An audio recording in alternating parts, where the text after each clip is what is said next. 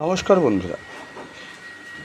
এই শিউলি গাছে যদি ভরপুর ফুল নিতে চাই তাহলে কি করতে হবে? আমার শিউলি গাছটাকে দেখুন, আপনাদের দেখাচ্ছি।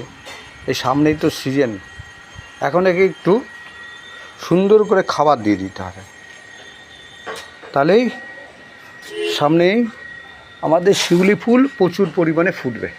এই গাছের গোড়াটা একটু পরিষ্কার করতে হবে। এই যে ঘাস, একটু পুরনো পাতা পড়ে আছে, আর কিছুই না। দেখুন শেকড় কীরকম হয়ে গেছে, কিন্তু এখন এটাকে বদলানো যাবে না। এখন এই যে খাবার, এই একটু মিক্স খাবার, এই যে, আর তার সাথে একটু মাটি আছে। এই মিক্স খাবার আর মাটি এইটা গাছের গোড়াতে দিয়ে দেবো, ব্যাস, আর কিছু করব না।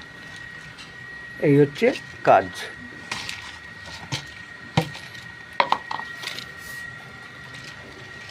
এইভাবে করে দিয়ে দিলাম। পুরনো যা পাতা আছে সেগুলো একটু ফেলে দিই, পাকা পাতা যেগুলো, দিয়ে ব্যাস, আর কোনো কাজ নেই। এবার একটু জল দিয়ে দেবো।